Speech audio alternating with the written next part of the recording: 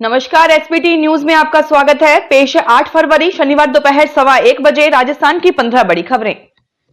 सबसे पहले एक नजर डालते हैं आज की हेडलाइंस पर। 27 साल बाद दिल्ली में भाजपा सरकार संभव, 70 सीटों में 45 पर बढ़त। राजस्थान के सीएम आज महाकुंभ में लेंगे कैबिनेट की बैठक। मिल्कीपुर में उलटफेर, भाजपा 40,000 वोट से आगे। दिल्ली चुनाव के नतीजों पर बोली प्रियंका, मैंने नहीं देखा। मान ने केजरीवाल का नंबर ब्लॉक किया। दिल्ली में आपकी हार पर भाजयुमों का तंज। और अब खबरें विस्तार से सुनिए। दिल्ली विधानसभा चुनाव के रुझानों में भाजपा 27 साल बाद सत्ता में वापसी करती दिख रही है। मतगणना के बाद चुनाव आयोग के आंकड़ों में 70 सीटों में से भाजपा 45 और आम आदमी पार्टी 25 सीटों पर आगे चल रही है। आप संयोजक केजरीवाल नई दिल्ली सीट पर 8वें राउंड के बाद 238 वोट पीछे चल रहे थे। यहां भाजपा के प्रवेश वर्मा आगे हैं। दिल्ली दंगों वाली सीट मुस्तफाबाद सीट पर भाजपा के मोहन बिष्ट 40,000 वोटों से आगे थे। यहां दिल्ली दंगों के आरोपी ताहिर हुसैन चौथे नंबर पे थे। इससे पहले भाजपा ने 1993 में दिल्ली में सरकार बनाई थी। तब भाजपा ने 49 सीटें जीती और 5 साल में 3 सीएम बनाए थे।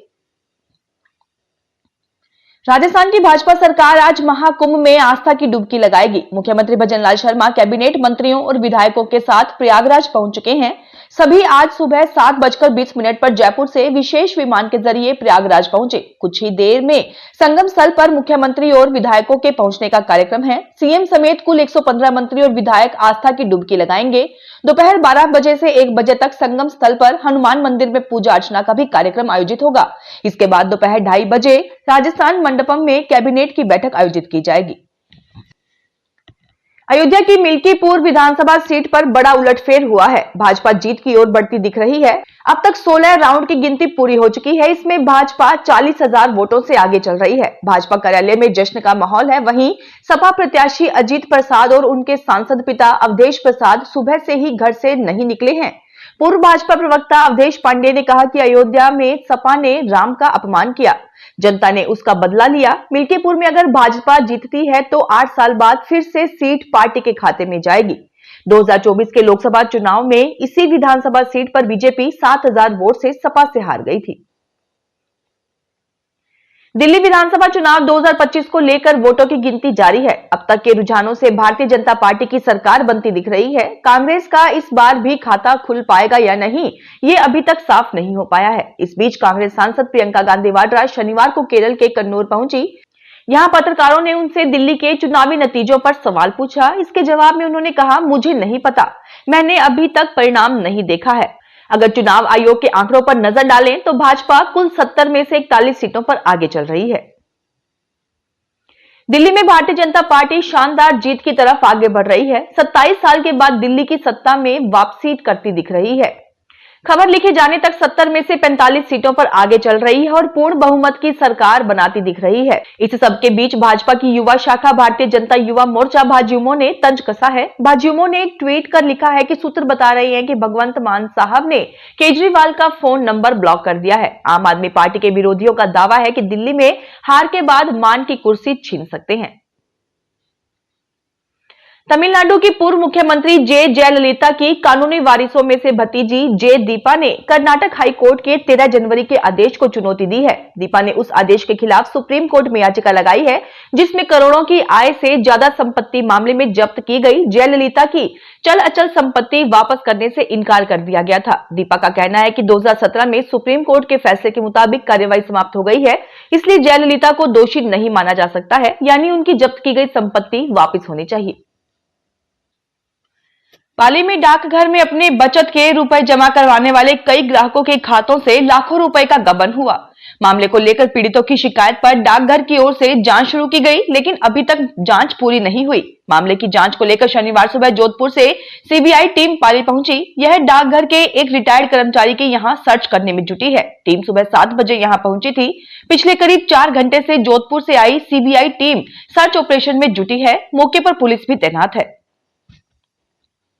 राजस्थान में नकली दवा विक्रेताओं की धरपकड़ तेज होगी। इसके लिए औषधि नियंत्रण आयुक्तालय विशेष अभियान चलाएगा। ये अभियान 11 फरवरी से शुरू होगा। औषधि नियंत्रण विभाग की टीम में मेडिकल स्टोर्स, थोक विक्रेताओं, दवा गोदामों और निर्माण इकाइयों पर छापेमारी करेंगी। ड्रग आयुक्त एच गुइटे के निर्देशन में अभियान 1 सप्ताह तक चलेगा। अभियान के तहत पूरे प्रदेश में नकली, मिलावटी और अवैध दवाओं के उत्पादन, भंडारण और विक्रय पर कड़ी निगरानी रखी जाएगी।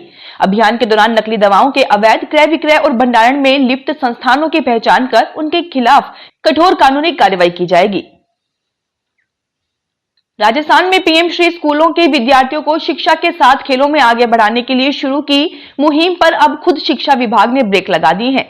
दरअसल शिक्षा विभाग की ओर से प्रदेश के पहले और दूसरे चरण में संचालित 639 पीएम श्री स्कूलों में अगस्त में योग और शारीरिक प्रशिक्षक लगाने के आदेश जारी हुए थे। ज्यादातर स्कूलों ने विद्यालय विकास समितियों के जरिए योग और शारीरिक प्रशिक्षकों की अस्थायी नियुक्ति भी कर दी, लेकिन अब विभाग ने 6 महीने बाद आदेशों को वापस ले लिया है। स्कूलों में 4-5 महीने सेवा देने के बाद भी योग शिक्षकों को भुगतान नहीं हुआ है। अजमेर सहित राज्य के अन्य जिलों में आबादी क्षेत्र में संचालित सेंट्रल व अन्य जेल को आबादी क्षेत्र से बाहर शिफ्ट किया जाएगा।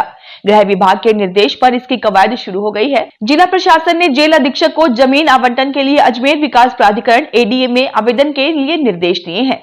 शहर के बाहरी क्षेत्र में सेंट्रल जेल के लिए जगह तलाशी जाएगी। संयुक्त शासन सचिव गृह ग्रुप 12 विभाग ने जेल अधीक्षक को आबादी क्षेत्र से बाहर नई जेल बनाने के लिए जमीन आवंटन के निर्देश दिए थे।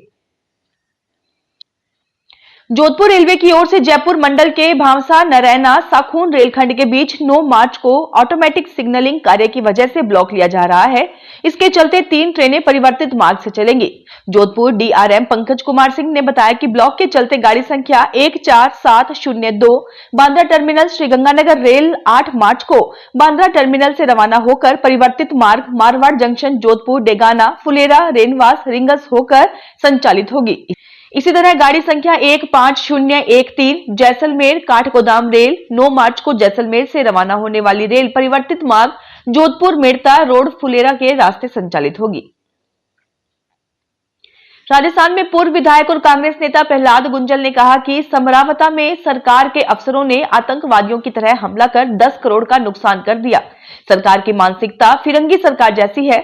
नरेश मीणा की रिहाई को लेकर 25 फरवरी को विधानसभा घेराव की तैयारियों को लेकर टोंक आए प्रहलाद गुंजल ने मीडिया से बातचीत में कहा कि अन्याय के खिलाफ आवाज उठाने वाले नरेश मीणा को जेल से बाहर नहीं आने देने की मंशा से सरकार ने हाईकोर्ट में डबल एजी लगा दिए हैं, जबकि नरेश मीणा ने ऐसा कोई बड़ा काम नहीं किया। सरकार ने जबरन वोट डालने वाले एसटीएम के खिलाफ कोई कार्रवाई नहीं की। जयपुर में 8 और 9 मार्च को इंटरनेशनल इंडियन फिल्म अकादमी आईफा अवार्ड्स होगा। Jaipur exhibition and convention centre में होने वाले अवार्ड समारोह की टिकट की कीमत 2000 से 1.5 लाख रुपए तक रखी गई है। इसमें अलग अलग प्रीमियम बॉक्स भी शामिल हैं। इसमें से कई बॉक्स पहले ही सोल्ड आउट हो चुके हैं। यह पहली बार है जब आईफा अवार्ड्स जयपुर में हो रहा है। आईफा 2025 के सिल्वर जुबली सेलिब्रेशन में बॉलीवुड के सितारे मंच की रौनक बढ़ाएंगे। शाहरुख खान, माधुरी दीक्षित, शाहिद कपूर और करीना कपूर डांस परफॉर्मेंस देंगे। रेलवे भर्ती परीक्षा में डमी कैंडिडेट बैठाकर फर्जी तरीके से नौकरी पाने के मामले में सीबीआई ने राजस्थान में 3 जगह छापेमारी की। सीबीआई की टीमों ने शुक्रवार को कोटा, करौली और अलवर में आरोपियों के ठिकानों पर छापेमारी की। इन ठिकानों से सीबीआई की टीम ने कई महत्वपूर्ण डॉक्यूमेंट्स और सबूत जुटाए हैं। सीबीआई को शक है कि इस फर्जीवाड़े में कुछ रेलवे अधिकारी भी शामिल हो सकते हैं। दरअसल सीबीआई को रेलवे विजिलेंस पश्चिम मध्य रेलवे मुख्यालय जबलपुर मध्य प्रदेश से शिकायत मिली थी कि कोटा मंडल के पॉइंटमैन सोगरिया ने मिलीभगत से फर्जी तरीकों का उपयोग करके रेलवे में नौकरी हासिल की। प्रयागराज महाकुंभ 2025 में श्रद्धालुओं के आवागमन की सुविधा के लिए रेलवे ट्रेनों का संचालन कर रही है। बाड़मेर से बैरोनी स्टेशनों के बीच महाकुंभ स्पेशल ट्रेन शुक्रवार देर शाम को बाड़मेर से रवाना हुई। इसमें बाड़मेर, बालोतरा, समदड़ी, जोधपुर, मेड़ता रोड, डेगाना स्टेशन से कुल 1339 पैसेंजर महाकुंभ प्रयागराज के लिए रवाना हुए। जोधपुर डीआरएम पंकज कुमार सिंह ने बताया कि प्रयागराज महाकुंभ में आवागमन के लिए यात्री सुविधा को ध्यान में रखते हुए रेल प्रशासन चरणबद्ध तरीकों से ट्रेनों का संचालन कर रहा है। इस ट्रेन में बाड़मेर से 294, बालोतरा से 191 और समदड़ी 40, जोधपुर से 690 पैसेंजर महाकुंभ प्रयागराज के लिए रवाना हुए।